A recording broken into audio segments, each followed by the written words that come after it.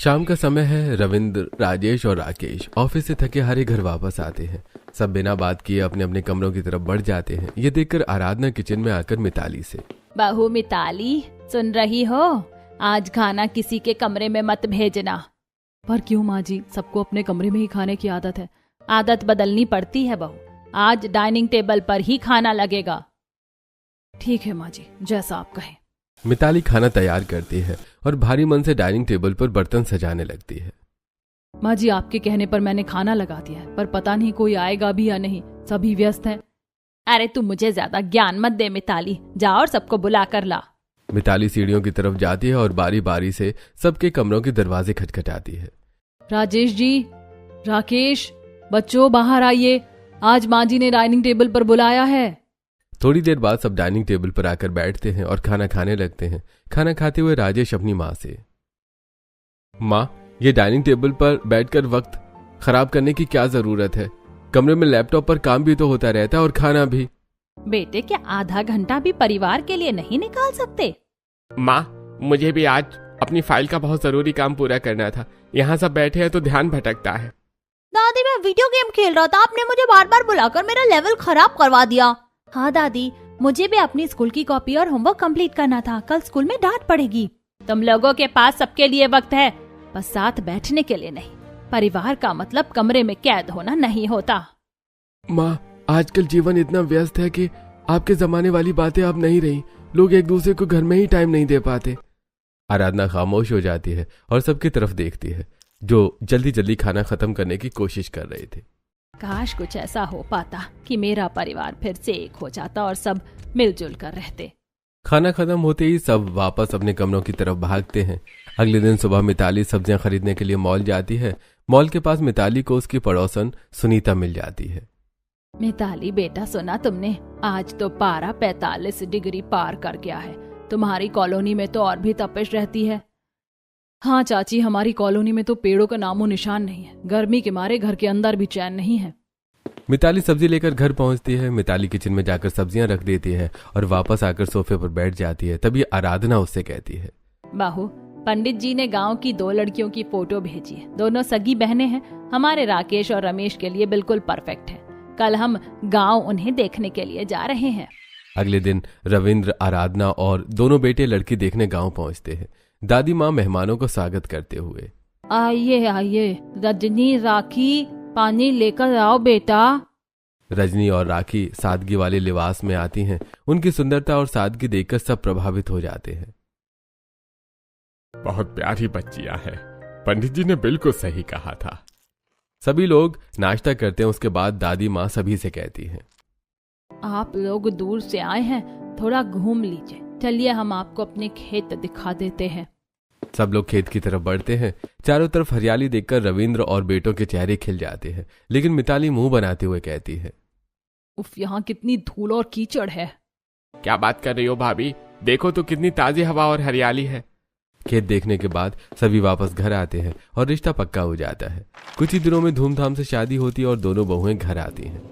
बहुओं, संभल कर कदम रखना। गृह प्रवेश के बाद रजनी और राखी अपने अपने कमरों में जाती हैं। अगले दिन सुबह दोनों जल्दी उठकर आराधना के पास जाकर उनके पैर छूती हैं। आराधना उन्हें आशीर्वाद देती है। माँ जी, आज हमारी पहली रसोई है, हम खाने में क्या बनाएं? बेटा, जो तुम्हें पसंद हो वही बना लो। आज हम सब तुम्हारी ही पसंद का खाना खाएंगे। रजनी और राखी रसोई में जाकर तरह तरह की सब्जियां और पकवान बनाने लगती हैं। खुशबू पूरे घर में फैल जाती है। खाना बनाते हुए दोनों आपस में बातें करती हैं। तभी आराधना वहां आती है। तब रजनी आराधना से, माँ जी, पर इस डाइनिंग टेबल पर तो बहुत धूल है, क्या यहाँ कोई बैठता नहीं? हाँ बेटा, यहाँ खाता ही कौन है, सब अपने अपने कमरों में बिजी रहते हैं। तुम भी सबको वहीं कमरे में खाना दे आना। नहीं माँ जी, ऐसे तो अच्छा नहीं लगेगा। हम टेबल साफ करते हैं और सबको यहीं बुलाते हैं। राखी और रजनी मिलकर डाइनिंग टेबल चमका देती हैं और सबको जाकर खाने के लिए बुलाती हैं। दीदी, राजेश भैया, आज हमारी पहली रसोई है, प्लीज आप सब साथ बैठकर खाना खाइए। पहली रसोई के सम्मान में सब डाइनिंग टेबल पर आते हैं। खाना बहुत स्वादिष्ट बना है। खाना खाकर सब तारीफ करते हैं। अरे वाह, आज तो खाने में गांव का असली स्वाद आ गया, बहुत बढ़िया बना है। खाना खत्म करके सब फिर से अपने अपने कमरों में चले जाते हैं।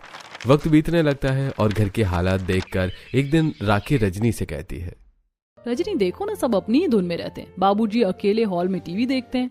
हाँ दीदी, मिताली भाभी भी अक्सर पार्लर या पार्टी में ही रहती हैं। माँ जी पड़ोस में चली जाती हैं। हम तो अकेले बोर हो जाते हैं। गाँव में तो सब मिलजुल कर रहते थे, लेकिन यहाँ किसी को किसी से कोई मतलब ही नहीं है। राजेश, राकेश जी और रमेश जी भी ऑफिस से आकर अपने कमरों में कैद हो जाते हैं। घर में सन्नाटा पसरा रहता है। हमने कितनी कोशिश की सबको जोड़ने की, पर सबकी अपनी प्राइवेसी है, हम दखल भी नहीं दे सकते। दीदी मुझे एक बात सोची है, जैसे हमने गांव में खेती की थी वैसे ही यहाँ कुछ क्यों नहीं उगा लेते। कम से कम हमें करने के लिए कुछ काम तो मिलेगा और इस तरह हम बोर भी नहीं होंगे। हम कम से कम बिजी तो रहेंगे। चलिए माँ जी से इस बारे में बात करते हैं। दोनों आराधना के पास जाती हैं जो हॉल में बैठी कुछ सोच रही हैं। माँ जी हम सोच रहे थे कि छत पर कुछ सब्जियां और पौधे उगा लें। अरे बेटा, छत पर मिट्टी डालेंगे तो सीलन आ जाएगी। ये शहर की कॉलोनी है, गांव नहीं। दोनों थोड़ी देर को सोचती हैं, फिर रजनी कहती है, माँ जी हम छत पर खेती नहीं करेंगे, हम हवा में खेती करेंगे। हवा में खेती? यह कैसे मुमकिन है बहू? रजनी और राखी मुस्कुराती हैं और आराधना को अपना पूरा प्लान विस्तार से समझाती हैं। आराधना प्रभावित हो जाती है। अगर ऐसा है तो मुझे कोई एतराज नहीं है, तुम लोग कोशिश करके देखो। रजनी तुरंत छत पर जाती है और अपनी दादी को फोन लगाती है। दादी, हम यहाँ छत पर कुछ उगाना चाहते हैं, पर यहाँ सीलन की समस्या है, क्या करें? बेटा, अगर जगह कम है और सीलन का डर है तो हवा में खेती करो। हाइड्रोपोनिक्स और पाइप का इस्तेमाल करो। दादी फोन पर रजनी को कई टिप्स और ट्रिक्स देती है, जैसे कि रस्सियों और बोतलों के सहारे पौधे उगाए जा सकते हैं। शुक्रिया दादी, अब हम इस तपती छत को हरा भरा कर देंगे।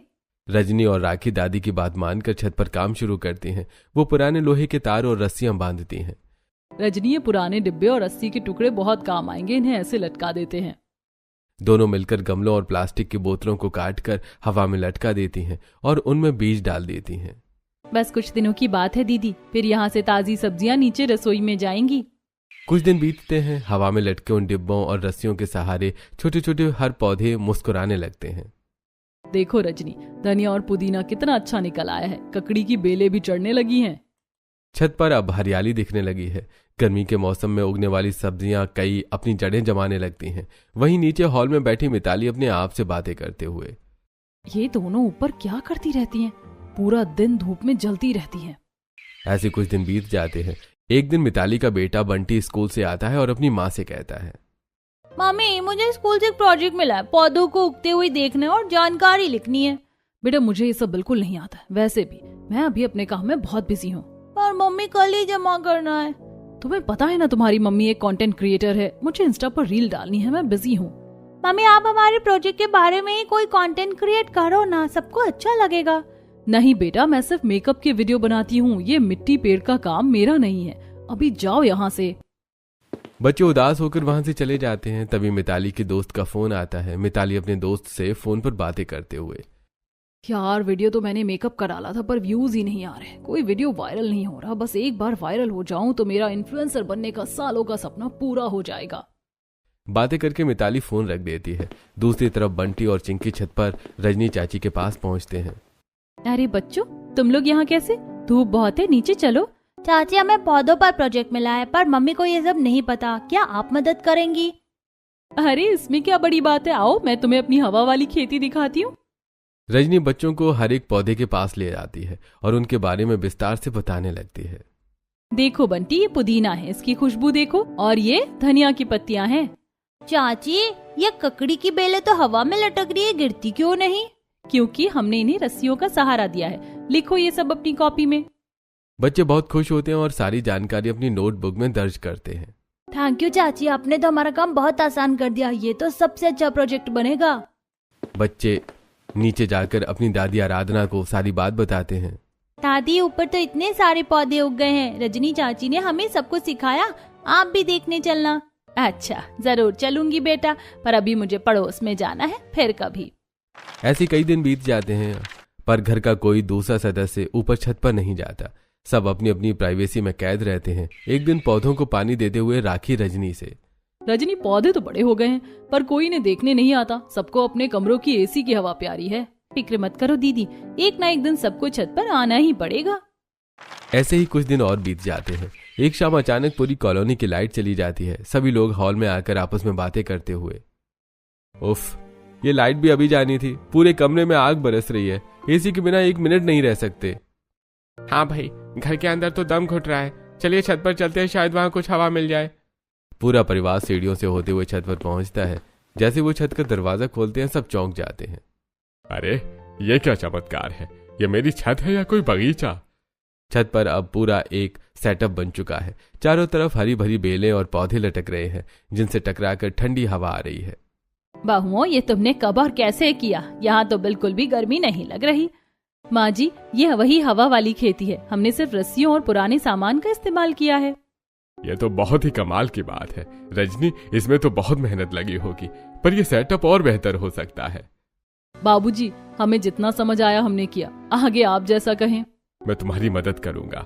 इसका एक पक्का और वैज्ञानिक सेटअप होना चाहिए। मैं कल ही इंतजाम करता हूँ। रविंद्र तुरंत अपने फोन से किसी को कॉल करते हैं। हाँ मिस्त्री जी, कल सुबह जल्दी घर आ जाना, छत पर एक खास काम करवाना है। अगले दिन सुबह मिस्त्री घर आता है और रविंद्र उसे छत का पूरा नाप लेने को कहते हैं। साहब, ऐसी खेती आजकल बड़े शहरों में बहुत मशहूर हो रही है। मैं इसका बढ़िया फ्रेम बना दूंगा। हाँ, एक बड़ा सा नेट लगाओ और उसके ऊपर जाली, ताकि सब्जियां और गमले सही से लटक सके। कुछ ही घंटों में मिस्त्री एक शानदार लोहे के फ्रेम और नेट तैयार करके छत पर ले आता है। पूरा परिवार छत पर इकट्ठा है। बाबूजी, अब तो ये बिल्कुल असली खेत जैसा लग रहा है। अब हम इसमें और ज्यादा सब्जियां लगा सकते हैं।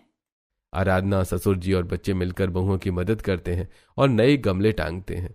तो वहीं कुछ गमले वो लकड़ी के पट्टों पर भी रखते हैं। बगल से एक नाली निकालते हैं और उस पर पाइप लगाते हैं जिससे पूरा पानी ड्रेन हो सके, और मोटर को कनेक्ट करके ड्रॉपिंग सिस्टम पौधों पर लगा देते हैं। वहीं मिताली कोने में खड़ी होकर मुंह बनाते हुए। ये सब क्या तमाशा लगा रखा है? छत की शोभा खराब कर दी इन लोगों ने। तभी सुनीता अपनी छत से मिताली से बातें करते हुए। देखो तो मिताली, तुम्हारी देवरानियों ने छत को जंगल बना दिया है। क्या ये टिक पाएगा? अरे चाची, ये सब 4 दिन का शौक है। देखना, गर्मी बढ़ेगी तो सब सूख जाएगा। ऐसे कुछ दिन बीत जाते हैं। एक दिन राखी और रजनी छत पर जाती हैं तो पौधों को देखकर आपस में बातें करती हैं। रजनी, देखो तो लौकी कितनी बड़ी हो गई है, और ये तुरई भी तोड़ने लायक हो गई है। हाँ दीदी, चलो आज सब्जियां तोड़कर नीचे ले चलते हैं और यही सब्जियां बनाते हैं। ऐसा कहकर राखी और रजनी सब्जियां तोड़ने लगते हैं। वो लौकी, तोरई, कड़ी, धनिया, पुदीना, पालक तोड़कर नीचे ले आती हैं और रसोई में जाकर सब्जियां बनाती हैं और सभी को खाना लगाती हैं। सभी लोगों को ताज़ी सब्जियों का स्वाद बहुत पसंद आता है। कुछ दिन और बीतते हैं। मिताली एक दिन छत पर अपना रील बनाने के लिए आती है, पर वो झुंझला जाती है। ओफो, यहाँ तो कहीं ठीक से लाइट ही नहीं आ रही। इन पेड़ों ने तो पूरी जगह घेर रखी है। इन सबको हटाने को कहूंगी तो माँ जी और बाबूजी मुझ पर चिल्लाएंगे। कुछ और करना पड़ेगा। मिताली अपना फोन निकालती है और उस बिल्डर को फोन करती है जिसने ये कॉलोनी बनाई थी। हेलो सर, कॉलोनी की एक छत पर कुछ लोग अवैध तरीके से पौधे लगा रहे हैं और कॉलोनी का माहौल खराब कर रहे हैं। आप लोग आकर चेक कीजिए। फोन रखने के बाद मिताली खुश होकर अपने आप से कहती है, अब बिल्डर आएगा और ये सारी खेती हटा देगा और छत साफ सुथरी हो जाएगी। फिर मैं चैन से वीडियो बना सकूंगी। अगले दिन बिल्डर घर आकर रविंद्र से, नमस्ते रविंद्र जी, मुझे शिकायत मिली थी कि यहाँ कुछ नियमों के खिलाफ काम हो रहा है। आराधना और बहुएं डर जाती हैं, पर रविंद्र शांत खड़े रहते हैं। बिल्डर छत पर आकर पूरे सेटअप का मुआयना करता है। अरे ये तो अद्भुत है, किसने बनाया ये कोई अवैध निर्माण नहीं है। आजकल नगर पालिका में ऐसी डिमांड आ रही है कि छतों को हरा भरा रखा जाए। ये तो मिसाल है। बिल्डर रविंद्र से हाथ मिलाता है और मिताली का चेहरा उतर जाता है। आप लोग इसे जारी रखिए, बल्कि मैं तो अपनी दूसरी साइट्स पर भी ऐसा ही मॉडल बनवाऊंगा। बिल्डर के जाने के बाद रजनी और राखी एक दूसरे को देखकर मुस्कुराती हैं।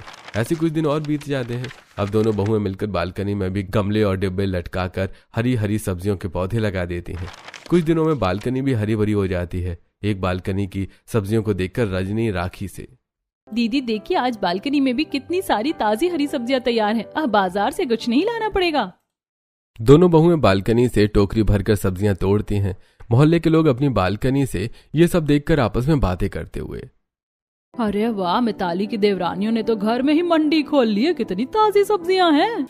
रसोई में आज पहली बार घर की उगाई हुई ताजी हरी सब्जियां पक रही हैं। दोनों खाना बनाकर डाइनिंग टेबल पर लगाते हैं। सभी लोग डाइनिंग टेबल पर बैठकर खाना खाते हुए बातें करते हैं।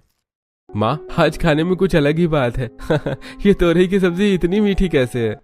बेटा, ये तुम्हारी बहुओं की मेहनत है जो छत और बालकनी में हवा में सब्जी उगी है, बिना किसी खाद और केमिकल के। सच में आज बहुत दिनों के बाद पेट और मन दोनों भर गए। शाबाश बहुओं। सब लोग तारीफ करते हुए खाना खाते हैं, लेकिन मिताली उनकी तारीफ सुनकर मन ही मन जल जाती है। ऐसे कुछ दिन और बीत जाते हैं। रजनी और राखी का ज्यादातर समय अब छत पर ही बीतता है। पौधों की देखभाल और बढ़ते बगीचे ने उन्हें घर की चारदीवारी से बाहर एक नई दुनिया दे दी है। बहू और रजनी बहू, जरा इधर तो आना, मुझे प्यास लगी है। रजनी ऊपर छत पर पौधों को पानी दे रही होती है। वो आवाज सुनकर जल्दी से नीचे दौड़ कर आती है। आई माँ जी, बस 1 मिनट, पौधों को पानी दे रही थी। थक गई क्या बेटा? तू और राखी पूरा दिन ऊपर ही रहती हो। नहीं माँ जी, थकान कैसी, अपनी उगाई सब्जियां देख के मन खुश हो जाता है। रजनी वापस ऊपर जाती है, लेकिन थोड़ी ही देर बाद आराधना फिर आवाज लगाती है। बहू, अरे राखी, खाना कब बनेगा? दोपहर होने को आई है और मुझे भूख लग रही है। राखी भी पसीने में तरबतर होकर नीचे आती है। उसके चेहरे पर थकान साफ दिख रही है। ऊपर सब्जियों की गुड़ाई कर रहे थे, इसीलिए पता ही नहीं चला। अभी रसोई में लगती हूँ। शाम को सभी को खाना खिलाने के बाद रजनी और राखी रसोई में बर्तन धोते हुए बातें करती हैं। दीदी, हम सच में बहुत थक जाते हैं, बार बार ऊपर नीचे करने में ही आधी ताकत निकल जाती है। सही कह रही हो रजनी, कभी पानी के लिए नीचे आओ, कभी खाना बनाने। क्यों ना हम छत पर ही एक किचन सेटअप बना ले। क्या बात है दीदी, अगर छत पर ही किचन बन जाए तो पौधों के पास भी रहेंगे और वहीं ताजी सब्जी तोड़कर बना भी लेंगे। अगले दिन सुबह दोनों ससुर जी के पास जाकर अपना विचार रखती हैं। ये तो बहुत ही उम्दा ख्याल है। जब हम वहां इतना वक्त बिताते ही हैं तो वहीं छोटा सा किचन होना ही चाहिए। मैं आज ही मिस्त्री को बुलाता हूँ। रविंद्र जी फिर से उसी मिस्त्री को बुलाते हैं और उसे छत के कोने में बने खाली कमरा को दिखाते हुए कहते हैं, देखिए, वो कमरा हमने स्टोर रूम के लिए बनवाया था, लेकिन वो खाली ही पड़ा है। ऐसा कीजिए कि उसमें किचन का पूरा सेटअप बना दीजिए। अब से हमारा किचन यही होगा। मिस्त्री उस कमरे में सुंदर किचन स्टैंड, रैक, सिंक सब बना देता है। छत का किचन अब पूरी तरह से तैयार है। वहाँ एक छोटा सा डाइनिंग टेबल भी लगा दिया गया है ताकि सब खुले में बैठ सकें। अगले दिन सुबह रजनी और राखी छत पर पौधों को पानी देते हुए आपस में बातें करती हैं। आज हम छत पर ही पहली बार खाना बनाएंगे। चलिए दीदी, आज कद्दू और मेथी तोड़ते हैं। बहुएं बेलों से ताजी सब्जियां तोड़ती हैं और वहीं छत पर बनी रसोई में मिट्टी की सौंधी खुशबू के बीच खाना बनाने लगती हैं। तभी मिताली वहां आती है और ये सब देखकर मन ही मन गुस्सा करते हुए, हद हो गई है, अब क्या ये लोग छत पर ही बस जाएंगे? पूरा घर ऊपर शिफ्ट कर दिया है। गर्मी बहुत ज्यादा है, इसलिए आराधना और रविंद्र भी शाम को छत पर ही आ जाते हैं। अरे वाह, यहाँ तो नीचे से बहुत ज्यादा ठंडक है और ये खुशबू, लगता है कुछ खास बन रहा है। हाँ माँ जी, छत के किचन की पहली रसोई है। आज सब यहीं बैठकर खुले में खाना खाएंगे। थोड़ी देर बाद दोनों बहुएं खाना बनाकर छत पर लगा देती हैं। ठंडी हवा चल रही है और पौधों की हरियाली के बीच सब साथ में बैठे हुए हैं। अरे मजा आ गया। ऐसी ताजी हवा और ऐसा शुद्ध खाना तो मुझे गांव की याद दिला रहा है। चाची, ये जगह तो बहुत कूल है। अब मैं यहीं बैठकर अपना होमवर्क किया करूँगा। और मैं भी, यहाँ गर्मी बिल्कुल नहीं लग रही। मम्मी, आप भी रोज यहीं बैठकर अपने वीडियो बनाया करना। नहीं, मुझे नीचे कमरे में ही ठीक लगता है। इन लोगों ने तो मेरा दबदबा ही खत्म कर दिया। अब तो कुछ ऐसा करना होगा जिससे ये बगीचा ही खत्म हो जाए। अगले दिन सुबह सुबह जब सब सो रहे होते हैं, मिताली चुपके से छत पर जाती है। देखती हूँ कैसे तुम दोनों की तारीफ होती है। ये पौधे रहेंगे ही नहीं तो तारीफ कहाँ से होगी। मिताली गुस्से में आकर कई पौधों की बेलें उखाड़ देती है और गमलों को इधर उधर कर देती है। तभी उसकी नजर अपनी सहेली के आई मैसेज पर पड़ती है। मिताली, तूने कल जो स्टेटस डाला था उसमें पीछे का बैकग्राउंड बहुत अच्छा लग रहा था। वहां फोटो क्यों नहीं लेती? क्या उसे ये कबाड़ पसंद आया? मिताली को अपनी सहेली का मैसेज पढ़कर गुस्सा आता है। वो बात को अवॉइड करके नीचे उतर आती है। दोपहर में जब रानी और राखी छत पर आती हैं तो पौधों की हालत देखकर दंग रह जाती हैं। अरे ये क्या हो गया? हमारे इतने प्यारे पौधे किसने उखाड़ दिए? देखो तो रजनी, ये बेलें तो पूरी तरह जमीन पर पड़ी हैं। किसी ने जानबूझकर ऐसा किया है। शोर सुनकर आराधना भी छत पर आ जाती है। वो बिखरे हुए पौधों को देखकर सब समझ जाती है। मुझे पता है ये किसने किया है। घर में शांति चाहिए, इसीलिए मैं अभी कुछ नहीं बोल रही। कोई बात नहीं माँ जी, उखड़े हैं तो क्या हुआ, जड़ें अभी सलामत है, हम इन्हें फिर से लगा देंगे।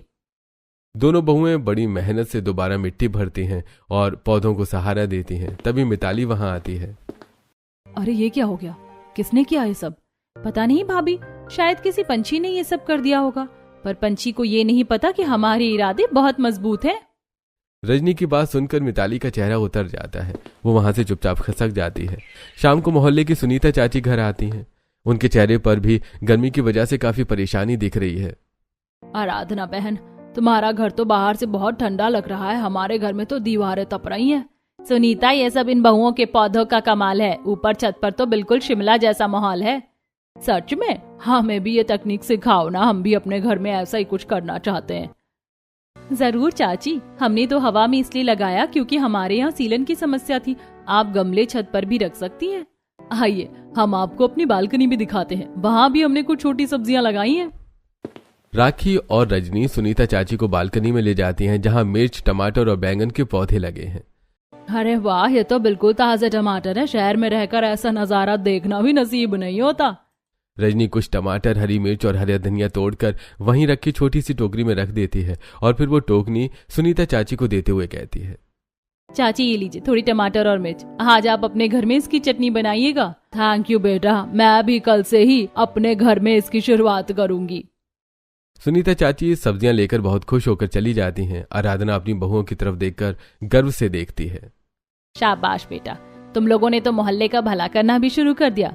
अब खाना बनाने का समय हो रहा है, चलो। सब छत के किचन में पहुंच जाते हैं। रजनी ताजी सब्जियां तोड़ती है और उन्हें धोकर काटने लगती है। रजनी देखो तो ये ताजी भिंडी कितनी नरम है, आज बच्चों के लिए यही बनाएंगे। बच्चे भी वहीं पास में बैठकर अपनी पढ़ाई कर रहे हैं। डाइनिंग टेबल पर किताबें फैली हैं। चाची, यहाँ पढ़ने में बहुत ध्यान लगता है और भिंडी की खुशबू तो बहुत ही अच्छी आ रही है। उधर मिताली अपने कमरे में बैठकर लगातार अपना फोन चेक कर रही है। अचानक वो चिल्लाती है, ये क्या, मेरा वीडियो तो वायरल हो गया। मिताली की सहेली का तुरंत फोन आता है। वो बहुत उत्साहित लग रही है। मिताली मुबारक हो, तेरा वो हरियाली वाला वीडियो तो आग की तरह फैल रहा है। सब पूछ रहे हैं ये लोकेशन कहाँ है। सच में? मुझे तो यकीन ही नहीं हो रहा, इतने सारे लाइक्स और कमेंट्स। हाँ यार, लोगों को ये नेचुरल सेटअप बहुत पसंद आ रहा है, तू ऐसे ही वीडियो बना। मिताली बहुत खुश हो जाती है। उसकी किटी पार्टी की सहेलियां भी उसे मैसेज करके बधाई देने लगती हैं। सभी का फोन अटेंड करने के बाद मिताली अपने आप से, मैंने तो ऐसे ही छत के पौधों के बीच रील बना लिया था, पर वो इतना वायरल हो जाएगा मैंने सोचा ही नहीं था। अब मैं वाकई स्टार बन जाऊंगी। शाम को जब सब लोग डाइनिंग टेबल पर खाना खा रहे होते हैं, तब आराधना मिताली से बात करती है।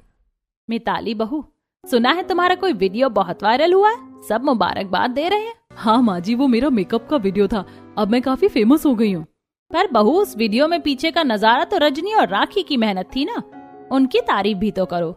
माँ जी, मुझे ये सब सब्जियां उगाना कल भी पसंद नहीं था और आज भी नहीं है, वो तो बस वीडियो अच्छा आ गया। अगले दिन मिताली को मैसेज आने लगते हैं कि मैडम, ये हवा में सब्जियां कैसे उगाई, हमें भी सिखाओ। अब इन्हें क्या जवाब दूं, मुझे तो खुद नहीं पता कि ये कैसे हुआ। वो धीरे धीरे महसूस करने लगती है कि बिना अपनी देवरानियों के ज्ञान के वो इन सवालों के जवाब नहीं दे सकती। क्या सच में इन लोगों ने इतना बड़ा काम कर दिया है? क्या मेरी हसरत इन्हीं की वजह से है? अगले दिन दोपहर का समय है। बच्चे मिताली के पास आते हैं। मम्मी चलो ना, दादी माँ ऊपर बुला रही है, कुछ नए बीज आए हैं, उन्हें लगाना है। मुझे इन सब में कोई इंटरेस्ट नहीं है बंटी, तुम जाओ। पर मम्मी, अगर आप नहीं सीखोगी तो अपने फॉलोअर्स को क्या बताओगी? सब आपसे पूछ रहे हैं ना। चिंकी की बात सुनकर मिताली ठिठक जाती है। उसे अपनी बेटी की बात में सच्चाई लगती है। हाँ, ये बात तो सही है, अगर मुझे इस फील्ड में आगे बढ़ना है तो मुझे सीखना तो पड़ेगा ही। ठीक है, चलो मैं भी देखती हूँ क्या करना है। मिताली छत पर पहुंचती है, जहां रजनी और राखी मिट्टी और बीजों के साथ काम कर रही हैं। आओ मिताली, आज तुम भी हमारे साथ हाथ बटाओ। ये नए बीज आए हैं, इन्हें टांगना है। माँ जी, मुझे नहीं पता ये कैसे होता है, मैं बस देखूंगी। अरे भाभी, इसमें डरना क्या, आइए हम सिखाते हैं। देखिए, ये जो पीले पत्ते हैं इन्हें अलग करना होता है। हाँ मम्मी देखो, ऐसे, और इन बीजों को इन बोतल में ऐसे डालना है। मिताली झिझकते हुए काम शुरू करती है। उसे मिट्टी को छूना और मिट्टी में पौधे लगाना बहुत पसंद आता है। अरे ये तो वाकई मजेदार है, मुझे लगा था ये बहुत गंदा काम होगा। वो पौधों की काट छांट करती है और साफ सफाई में मदद करती है। तभी बेटा बंटी उसकी फोटो ले लेता है। स्माइल मम्मी, ये फोटो तो बहुत ही प्यारी आई है। रात को जब मिताली अपने कमरे में वो फोटो देखती है तो उसे खुद पर गर्व महसूस होता है। राजेश जी, देखिए मेरी कितनी सुंदर फोटो आई है। नेचुरल लाइट में तो मैं और भी अच्छी लग रही हूँ। हाँ मिताली, और सबसे अच्छी बात यह है कि तुम्हारे चेहरे पर सच्ची खुशी दिख रही है। इसे शेयर कर दो।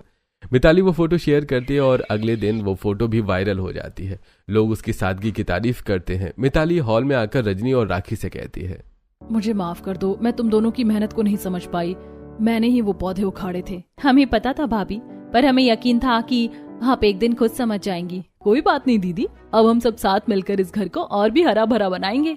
हाँ, और अब मैं भी तुम दोनों से ये सब सीखूंगी। मुझे भी एक अच्छी गार्डनर बनना है। तीनों बहुएं मिलकर छत वाली रसोई का काम करती हैं और हंसती बोलती हैं। घर का माहौल अब पूरी तरह से बदल चुका है। ये सब देखकर पौधों के आसपास सफाई कर रही आराधना रविंद्र से कहती है, आखिर मेरा सपना सच हो गया, मेरा परिवार फिर से एक हो गया। शाम को राखी आसपास की छतों को देखकर रजनी से कहती है, देखो रजनी, हमारी वजह से अब पूरी कॉलोनी हरी भरी हो गई है। सबने हमें कॉपी करना शुरू कर दिया है। हाँ दीदी, यही तो हम चाहते थे। ताजी हवा और ताजी सब्जियां सबको मिलनी चाहिए। समय बीतने के साथ छत का वो छोटा सा बगीचा अब एक घने और व्यवस्थित अर्बन फार्म में बदल चुका है। मोहल्ले के लोग अब इसे हवा वाला बाग कहने लगे हैं। बहुओं, आज तो हमारी छत पर पैर रखने की जगह नहीं है। देखो कितनी भारी फसल हुई है। हाँ माँ जी, इस बार तो करेले और ककड़ियाँ इतनी ज्यादा हैं कि हम अकेले खा भी नहीं पाएंगे। मैंने सोचा है कि आज हम मोहल्ले की औरतों को बुलाकर ताजी सब्जियां बांट देते हैं। रुकिए, मेरे पास एक बेहतर आइडिया है। क्यों ना हम इन सब्जियों का एक छोटा सा स्टॉल गेट के पास लगाएं? मिताली की बात सुनकर सब हैरान रह जाते हैं। मिताली अब जैसे पहली जैसी चिड़चिड़ी नहीं रही, वो भी इस काम में पूरी तरह जुड़ गई है। मिताली बहू, ये तो बहुत अच्छा विचार है। लोगों को शुद्ध सब्जी मिलेगी और तुम सबको अपनी मेहनत का फल। शाम को घर के बाहर एक छोटा सा काउंटर लगाया जाता है। टोकरियों में ताजी बिना केमिकल वाली सब्जियां सजी हैं। आइए आइए, घर की छत पर उगी एकदम ताजी और शुद्ध सब्जियां ले जाइए। बिना खाद और बिना कीटनाशक की सब्जियां सेहत बनाइए। मोहल्ले के लोग बड़ी संख्या में वहां इकट्ठा हो जाते हैं और कोई उन चमकदार और ताजी सब्जियों को खरीदते हैं। अरे वाह, ये बैंगन तो बाजार वाले बैंगन से बिल्कुल अलग दिख रहे हैं। 1 किलो तौल दो बेटा। चाची, ये रहे आपके बैंगन और ये धनिया, हमारी तरफ से आपको तोहफा। एक ही घंटे में सारी सब्जियां बिक जाती हैं। बहुएं और बच्चे बहुत खुश हैं। मिताली अपने जीत का जश्न मनाती है। देखा, मैंने कहा था ना कि इनकी डिमांड बहुत होगी। अब तो मेरा सोशल मीडिया पेज भी ऑर्गेनिक फार्मिंग का बड़ा हब बन गया है। तभी वहां एक बड़ी गाड़ी आकर रुकती है। उसमें से एक आदमी उतरता है जो शहर के सबसे बड़े अखबार का रिपोर्टर है। नमस्ते, क्या यही वो घर है जहां हवा में खेती होती है? मैंने इंटरनेट पर इसके वीडियोस देखे हैं। हाँ जी हाँ, ये मेरी पत्नी और छोटी बहुओं की मेहनत है। आइए आपको दिखाते हैं। रिपोर्टर छत पर जाता है और वहां का नजारा देखकर वो दंग रह जाता है। वो लगातार तस्वीरें लेता है। मैंने ऐसी तकनीक पहले कभी नहीं देखी। जगह कम में इतना सारा उत्पादन। आप लोग तो शहर के लिए मिसाल है। भैया, हमने तो बस अपनी जरूरत के लिए शुरू किया था, पर अब ये हमारा जुनून बन गया है। अगले दिन शहर के मुख्य अखबार में सबसे पहले पन्ने पर खबर छपती है, शहर की छत पर गांव का सुकून। 3 बहुओं ने मिलकर उगाया हवा में बाग। रविंद्र हॉल में बैठकर अखबार पढ़ते हुए, अरे वाह, आज तो पूरे शहर में हमारे घर की चर्चा हो रही है। रजनी, राखी, मिताली, तुम लोगों ने हमारा नाम रोशन कर दिया। सच में आज मुझे अपनी बहुओं पर बहुत गर्व है। तुम लोगों ने सिर्फ सब्जियां नहीं उगाई, इस बिखरे हुए परिवार को भी एक कर दिया है। शाम को घर में जश्न का माहौल होता है। मौसी जी और परिवार के बाकी सदस्य भी वहां आए हुए हैं, सभी छत पर बैठकर बातें करते हुए। भैया, मुझे तो विश्वास ही नहीं हो रहा कि ये वही छत है जो पहले खाली पड़ी रहती थी। यहाँ तो बैठकर उठने का मन ही नहीं कर रहा। मौसी जी, ये सब हम सबका साथ होने की वजह से मुमकिन हुआ है। अकेले तो हम कुछ नहीं कर पाते। तभी वहां शहर के मेयर का फोन आता है। रविंद्र फोन उठाते हैं और सबके चेहरे पर उत्सुकता है। जी, अच्छा जी, जरूर। हाँ, हम जरूर आएंगे। धन्यवाद। क्या हुआ पापा, किसका फोन था? अरे मेयर साहब का फोन था।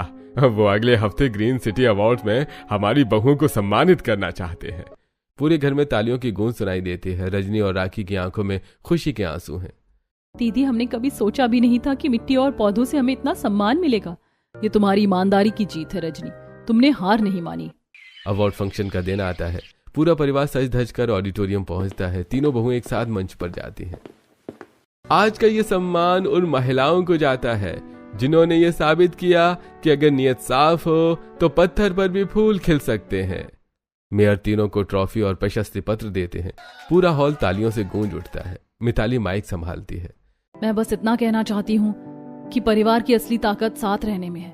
मेरी इन दोनों बहनों ने मुझे सिखाया कि प्रकृति से जुड़ना ही असली सफलता है। कार्यक्रम के बाद जब सब घर वापस आते हैं तो गेट पर सुनीता, चाची और बाकी पड़ोसियों ने फूल बरसाकर उनका स्वागत किया। मुबारक हो बच्चों, आज तुमने सिर्फ अपना नहीं, हमारी पूरी कॉलोनी का मान बढ़ाया है।